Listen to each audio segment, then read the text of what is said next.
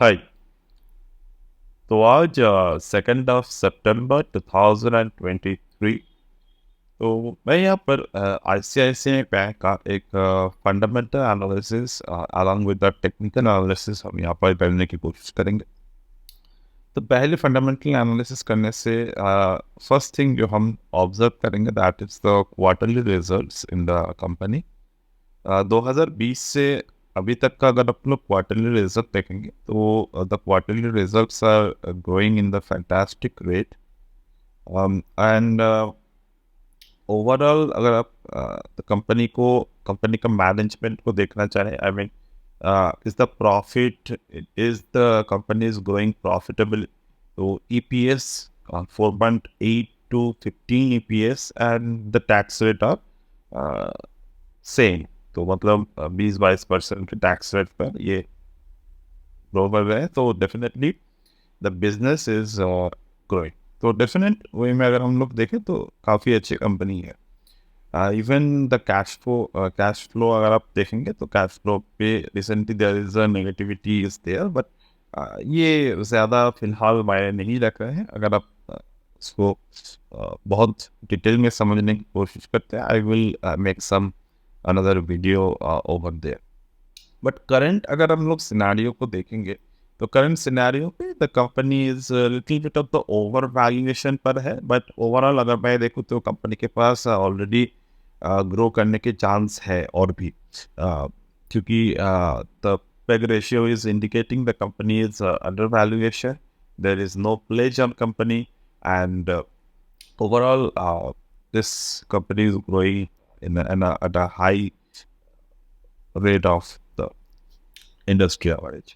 तो बेसिकली अगर मैं कंपनी को थोड़ी डिटेल में देखने की कोशिश करूँ, I need to always look at the chart, because see in the अगर आपके पास बहुत ज़्यादा अच्छे डेटा एक्सेस नहीं है, फंडामेंटल डेटा के मंथ ओवर मंथ के, या फिर आपके पास आप फिनेंशियल जो भी यहाँ पर आते हैं क्वार्टरली रिजल्ट्स के थ्रू कंपनी को स्टडी करते हो, तो overall we will always able to get the results in the 3 month of the time period. 3 महीने के गैप में हमें सब कुछ देखने को मिलते हैं। तो in between the lot of the things of happened over there.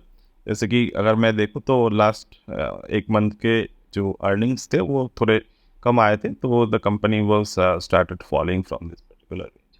और अभी भी अगर मैं देखूँ तो ये थोड़े नेगेटिव में है अभी, बट ये कब तक नेगेटिव में रहेगा वी कैन नॉट जज, but we can always expect कि ये जो ट्रेंड लाइन हमने यहाँ पर ड्रॉ किए हैं, अगर मार्केट इस ट्रेंड लाइन को होल्ड करते हैं, अगर मार्केट इस ट्रेंड लाइन को होल्ड करते हैं तो we can see a good jump on the upward side. क्योंकि सी अगर आप ट्रेंड लाइन के फॉर्मूले को जानते हो तो this is the particular bottom, there is a bottom called A, there is a bottom called B, and somehow this is the bottom called C. तो एक फॉर्मूले हैं हमारे काम करने के, वो होते हैं अगर कोई भी स्टॉक अपने अपसाइड मोमेंटम के बाद कम रिट्रेसमेंट हो रहे हैं, मतलब first usually we always prefer retracement of the 61.8%, क्योंकि 61% के जो रिट्रेसमेंट होते हैं वो हेल्दी रिट्रेसमेंट माना जाता है, और वो ऑलमोस्ट एक बॉटम पिक हम लोग वहाँ पर कर सकते हैं। जैसे कि अगर मैं प्रीवियसली आपको एक रिट्रेसमेंट थ्योरी दिखाऊँ कि यहाँ पर मार्केट ने रिट्रेस किया था from this top, from this bottom to this top, तो ये मार्केट कहाँ तक रिट्रेस किए थे, 0.786 तक ऑलमोस्ट रिट्रेस हो गए थे यहाँ पर, 0.786 0.618 पे। उसके बाद अगर हम लोग देखते हैं मार्केट के रिट्रेसमेंट को from this bottom to this top, तो यहाँ पर मार्केट ने कहाँ तक रिट्रेस की, 0.236, मतलब यहाँ पर मार्केट ने जो अपने स्ट्रेंथ है वो स्ट्रेंथ को इंक्रीज किए, और जब टॉप को मार्केट ने ब्रेक किए तो यहाँ पर हमें काफ़ी अच्छे बाइंग अपॉर्चुनिटी देखने को मिले। अगेन अगर मैं from this point to that point अगर हम लोग फिबोनाची को ड्रॉ करते हैं, this is the 0.618% of the retracement, so we are expecting कि मार्केट ऊपर की तरफ जाए। अगेन अगर मैं सिमिलर वे में recent swing high swing low को ड्रॉ करता हूँ तो ये कितने रिट्रेसमेंट दे रहे हैं? द अर्लियर रिट्रेसमेंट वाज 0.618, 0.786 के अंदर रिट्रेसमेंट आया। अभी के जो रिट्रेसमेंट आप देख रहे हो वो मार्केट के 0.786 का रिट्रेसमेंट है। मतलब प्रीवियस जोन को अगर हम लोग कैलकुलेट करते हैं तो मार्केट की जो जोन है वो नैरो हो चुके हैं। अब एक नैरो जोन जो आते हैं मार्केट में, वो narrow zone always retail friendly होते हैं। मतलब नैरो जोन के ब्रेकआउट, जैसे कि आपने सुना होगा कि स्क्वीज ब्रेकआउट होते हैं, या फिर आप देखे होंगे कि in the technical term there is the volume breakout जो आते हैं। तो वो उस तरीके के अगर हम लोग पैटर्न की बात करें तो अभी एक नैरो पैटर्न मार्केट में देखने को मिल रहा है। तो इन एनी टाइम अगर मार्केट ये जो ट्रेंड लाइन हमने ड्रॉ किया है, ट्रेंड लाइन के ऊपर जाकर मार्केट क्लोज देते हैं, so that will indicate some bullishness from this for this particular stock. Overall अगर मैं देखूं तो करेंटली अगर मैं डेली चार्ट पे देखता हूं तो there is a fantastic bullish engulfing pattern form at the level of the 0.786। तो ये 0.786 पे एक बहुत अच्छे मोमेंटम बने हैं मार्केट में, जो मोमेंटम दिखा रहा है हमें कि we can expect the upside momentum from this particular zone, अगर ये मार्केट इन लो को होल्ड कर देते हैं। ठीक है। Now coming to the point, यहाँ पर मैंने कुछ डेट्स को ऐड किए हैं। This dates are nothing but the WD Gann Price Time Square. So how we can finalize the date and the thing related? Let's discuss over it. तो मैंने यहाँ पर एक एक्सेल शीट को लिया है। This Excel sheet is nothing but the Hexagon price theory and the time cycle. Okay, so now you can see there is a we need to put the start date and we need to put the end date, and whatever the cycle duration will be, the market just calculate the price projected over there. ये price position को हम लोग increase कर सकते हैं, decrease कर सकते हैं, it is not to that. But यहाँ पर मेरे हिसाब से 10 जो डेट है वो मैंने बनाए हुए हैं। तो definitely we can easily follow this pattern for this particular scenario. Now, जो फर्स्ट प्रेडिक्टेड डेट आए थे यहाँ पर वो थे 1 अप्रैल 2023। तो यहाँ पर देखिए आप 1 अप्रैल, यानी कि 1 अप्रैल तो डेट नहीं था, तो हमने लास्ट ट्रेडिंग डे को लिए 31 मार्च 2023। तो मार्केट उसी रेंज को होल्ड किया, हाई को ब्रेक किया and going on the forward direction. तो नेक्स्ट डेट जो आया वो था 1 जून। अब 1 जून को अगर आप देखें तो market form the short term top over there and market fall from this particular scenario. तो ये जो एक्सेल है ये इंट्राडे पे भी काम करते हैं। We will make some another video to give you the intraday levels, but फिलहाल हम लोग जो काम कर रहे हैं उसके अकॉर्डिंग अगर आप लास्ट जो देखेंगे 1 जून को, तो आप शॉर्ट टर्म टॉप बनाया।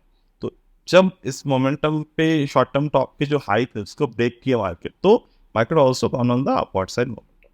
तो उसके बाद जो नेक्स्ट डेटा है 1 अगस्त मार्केट ने again form the short term top and उसी टॉप के नीचे मार्केट अभी चल रहा है।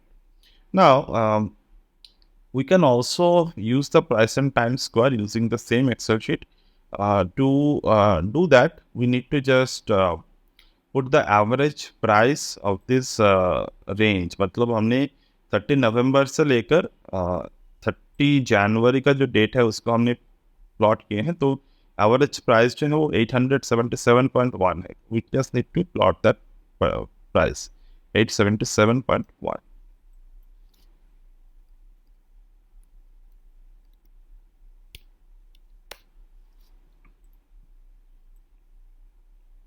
नाउ वी कैन सी जो फर्स्ट प्राइस आ रहे हैं यहाँ पर 1021। So currently we are not into that particular time, sorry, particular price. So in that case we just need to plot the low. What is the low price over there? The low price is 796.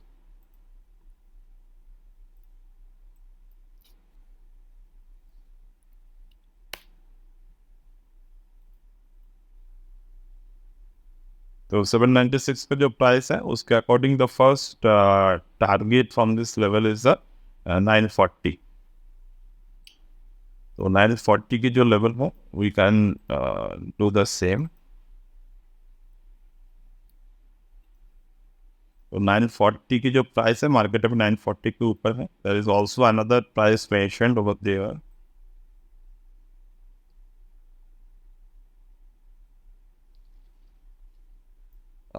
that is the 868.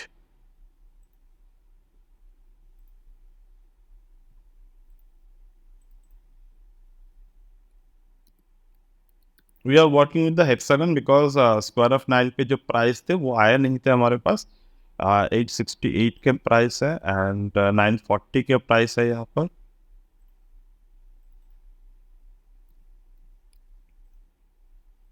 तो 940 is becoming the important क्योंकि 940 के जो level है वो दोनों time repeat हो रहे हैं। And again there is another level which is again it's not yet came, तो डेफिनेटली उस पर हम लोग काम नहीं करेंगे अभी।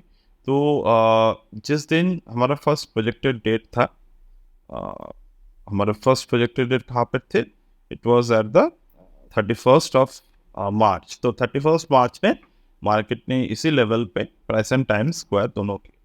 तो मैं अगर इसी मोमेंटम को देखूं कि according to our first level, जो कि हम लोग एज अ इसको मदर लेवल भी कह सकते हैं, अगर इसी सेम फॉर्मूला को हम 877.1 के बेसिस पर करें तो let's see what level we can found in the hexagon. तो हेक्सागन पे हम लोग जो लेवल आ रहे हैं वो है 949 प्लॉट 949। ठीक है, तो 949 के लेवल जो है you can see 940 this wrong. तो अभी अगर आप देखेंगे तो 949 पे मार्केट ने इनसाइड बार फॉर्मेशन क्रिएट किए थे and from that particular zone market is going on the upward side direction. अगर आप अभी एक चीज देखो कि how the WD Gann could help you to work with a clear chart. तो गैन पे अगर आप काम कर रहे हो तो ये चीज़ों को आप हटा दो, सिर्फ नंबर्स को रख लो, तो chart will be much clear and it will visible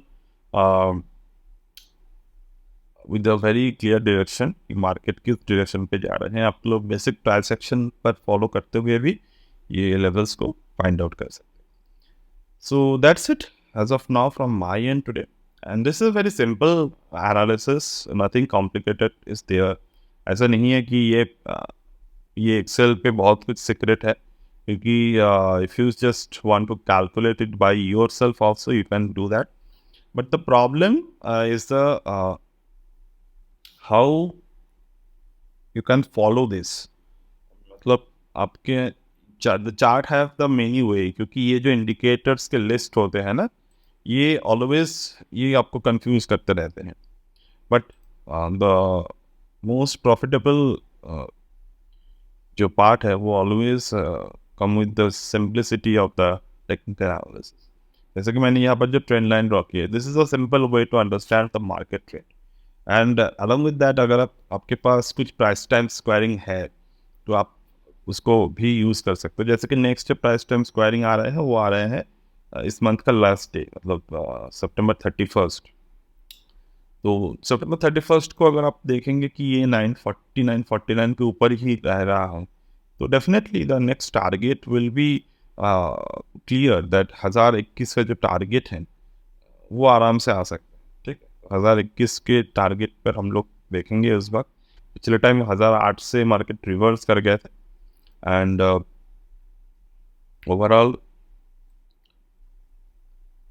this is the 1021 is an important number according to this. So overall this is the overall scenario of our WD Gann square of 9 and the hexagon based trade. And by the way, this is not the hexagon for the options, but this is the hexagon for the cash. Okay, तो इसका time intraday पर भी असर होते हैं। But फिलहाल मैं इसको नहीं बोल रहा हूँ इस वीडियो में, क्योंकि एक एक में ही सब कुछ अगर आ जाए तो प्रॉब्लम हो जाता है. तो I will try to make the intraday part video tomorrow Sunday. Okay, so that's it as of now from my